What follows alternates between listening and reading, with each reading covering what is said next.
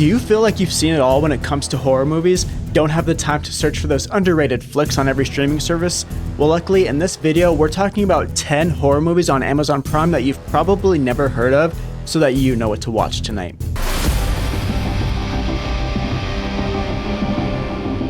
Welcome into the Nonstop Horror YouTube channel, where we celebrate the best movie genre all year long.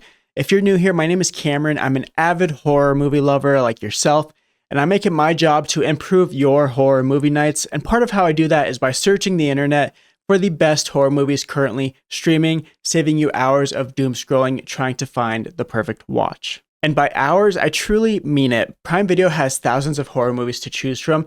Ain't nobody got time for that. So sit back, relax, and let's talk about 10 horror movies that I think should be on your watch list. Make sure to like the video and subscribe if you enjoy talking about horror movies all year long.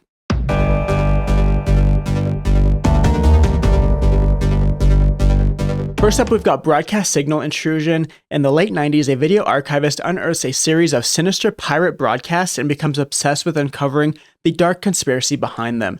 This one is heavily inspired by the real-life event referred to as the Max Headroom event, where in 1987, a mysterious person in a Max Headroom mask interrupted the WGN 9 o'clock news for 25 seconds, and then 2 hours later, the same person interrupted an airing of a Doctor Who episode for like 90 seconds. Our main character investigates 3 of these types of intrusions to see if there's some sort of pattern that he can work out, or if there's a secret message within the broadcast. So if you love that feeling of unraveling a mystery and detective work and research in your horror movies, you get plenty of that in this one. If I'm being brutally honest, this could have been condensed a bit and done as a Black Mirror episode. It also kind of gives like X-Files vibes at times too. The look of the android present in the intrusion videos was pretty much directly copied from that creepy video, if you remember, from the early 2000s called I Feel Fantastic. Very creepy video. This film just screams style over substance. It just oozes with 90s nostalgia. I give it props for taking a huge swing in its uniqueness. The movie isn't overly gruesome, gory, or scary, but it is an extremely enticing noir thriller.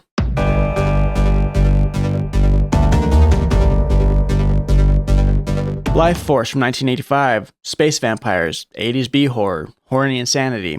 Boobs. Go watch it.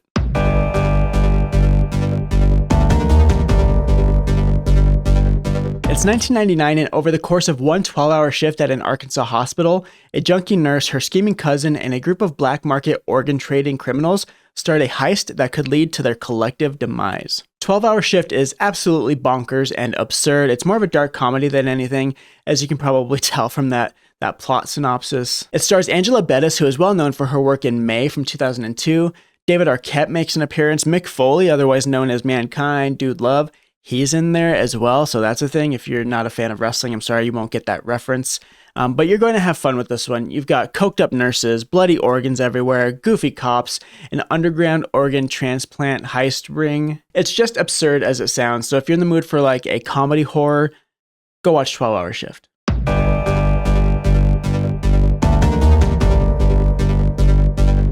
The Deeper You Dig is an indie horror film from 2019 made by the Addams Family, who also made Hellbender. And yeah, they're a family who make horror movies together, and they actually star as the 3 main characters in this one too. Where can I get a horror movie making family? Just kidding, I love my family. In the aftermath of a roadside accident, the line between the living and dead collapses for a mother, a daughter, and a stranger. 14-year-old Echo and her mother Ivy, a tarot card reader, live a quiet life in a rural area, and when reclusive Kurt moves down the road to restore an abandoned farmhouse, an accident leads to Echo's murder, and suddenly 3 lives collide in mysterious and wicked ways. Now, I know that seems like a ton of information to get up front with the synopsis of the film, but that is very much intentional. The quote, "It's about the journey, not the destination," here really comes to mind when I think about The Deeper You Dig. A lot of what happens in this movie is the mom and daughter trying to communicate from either side to each other after her death. This is an interesting one because of how the events are presented to us. In a normal storytelling narrative, the mystery would be left until the end, whether he killed her or not. But instead we're given a lot up front and then go on a journey of redemption / mystery solving. The winter setting helps build a creepy and eerie atmosphere throughout, and the snow-filled landscapes make this the perfect watch for the upcoming season as well. If you enjoyed this movie, you should definitely check out Hellbender as well. It's another film by the Addams Family. I believe that one is streaming over on Shudder. The Deeper You Dig is filled with twists and turns, and I'll admit I'm not the best at predicting movies or their endings, but even so, the ending here really surprised me.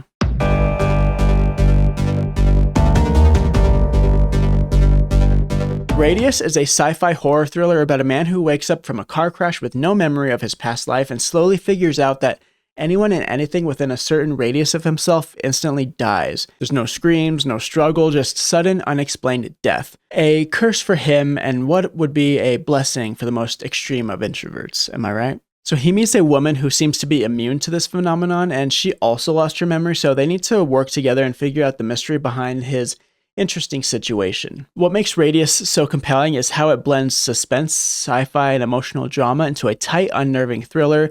It's not gory or full of jump scares. Instead, it's the sheer dread of the unknown that makes it so effective. Every scene is soaked in tension as you constantly wonder what is causing this, how is it possible, and what will happen if they figure it out too late. One small step in this film could have made it feel like a made-for-TV movie, but surprisingly, they never leaned too much into that overly dramatic territory. If you love horror films like Coherence, Time Crimes, or The Invitation, movies that kind of start small and then spiral into something way bigger, Radius is absolutely worth your time. It's a hidden gem that proves you don't need a big budget to deliver a fantastic horror film.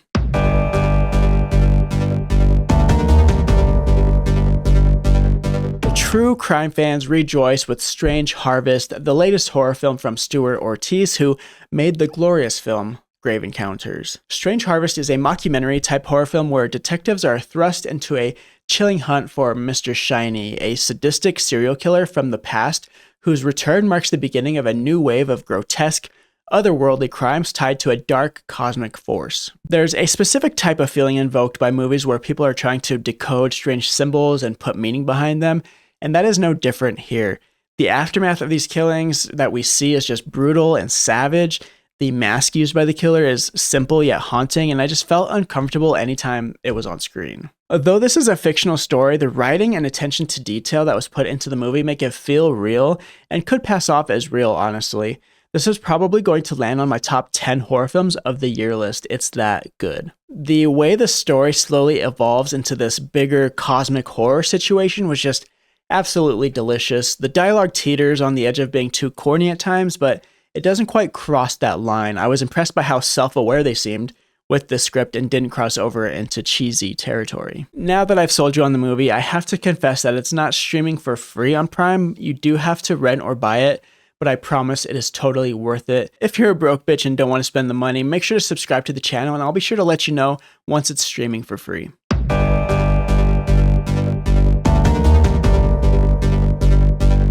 In Daniel Isn't Real, a troubled college freshman Luke suffers a violent family trauma. He then resurrects his charismatic childhood imaginary friend Daniel to help him cope, not realizing how dangerous Daniel is. This one stars Miles Robbins and Patrick Schwarzenegger, and it's directed by Adam Egypt Mortimer. Ever heard of him? Don't worry, I hadn't heard of him either, but fun fact, he directed the music video for Breaking Benjamin's song So Cold. Pretty sick. But I digress. So Luke resurrects this imaginary friend of his to help with his mental struggles, which seems to work at first, but then Daniel's intentions soon prove to be much more sinister. This may seem like a silly premise on the surface, but the film actually really surprised me. It's a very weird one with surreal visuals, almost giving like a Lynchian aura at times. There's a bit of a parallel here with Fight Club too, if you really think about it, which is really cool. And I think that Miles Robbins does a great job of carrying the movie and making us invested in his character. Side note, I just found out while researching this movie that Miles is the son of actor Tim Robbins. More useless facts for you. The dialogue in the movie falters in some places, but overall it's a great watch, presenting an interesting potential mythology to the imaginary friend idea, and it handles the theme of how we as humans handle trauma and grief in a really interesting way.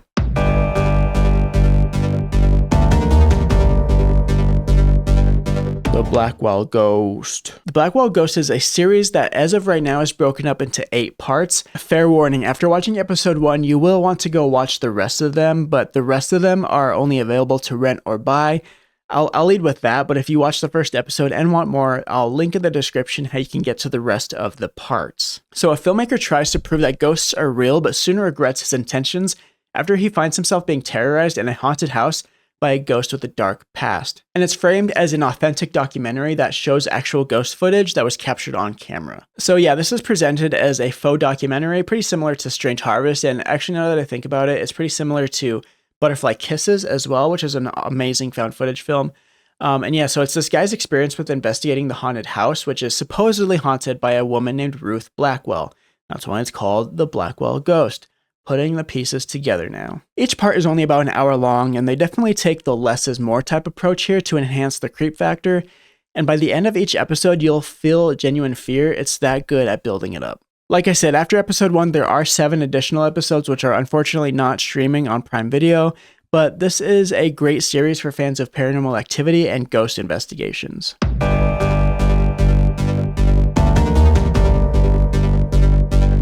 Loop Track is a psychological thriller from 2023, and it's about our main character, Ian, who wants to get as far away from humanity as possible and heads into the New Zealand bush, but a 4-day journey turns into a fight for survival. So he meets up with this group of people and then starts eliciting very paranoid characteristics. He thinks the government is after him. He thinks there's something watching him in the trees. And he basically spends the movie trying to convince this group of strangers that they might be in danger. And they all just kind of look at him like he's loony. Is his mind getting the best of him, or is there legitimate danger just beyond the shadows? This is a low-budget indie horror flick that doesn't overstay its welcome. It's got a runtime of about 90 minutes. And Thomas Sainsbury wrote the film, he directed the film, and he also plays the main character, so he's really acting as a jack of all trades for this feature. One thing the film really does well is work with a small cast. Although there aren't many people involved, each character feels distinct enough and that they have a purpose to the story. I love the cinematography in Loop Track, although it's very hard to go wrong when you're in such a gorgeous location. As far as tone and feeling of the movie, it reminded me a bit of The Ritual because of the isolation, we're in the woods, not knowing what's real, being followed, all that sort of stuff. The film is a bit of a slow burn, but turns it up to 11 in its final act, and they throw plenty of twists and turns throughout to keep viewers engaged the entire time.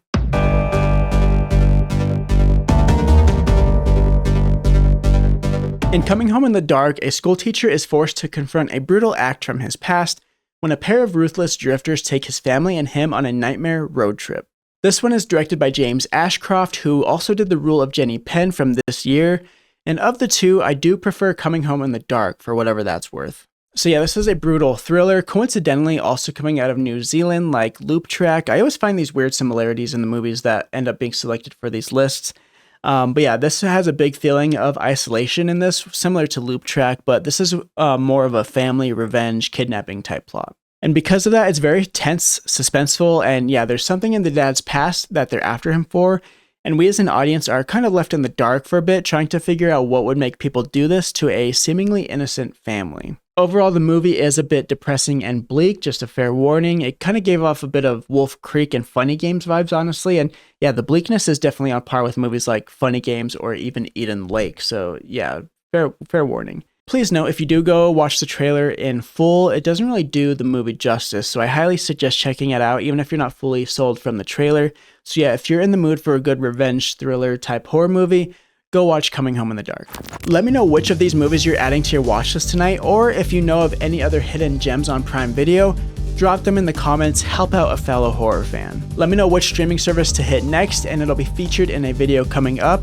If for some reason you can't find these movies on Prime Video in your region, check the pinned comment and I'll have locations that you can stream them in other regions. Thank you for being here and supporting this little channel of mine. I really appreciate each and every one of you who are just as sick in the head as I am.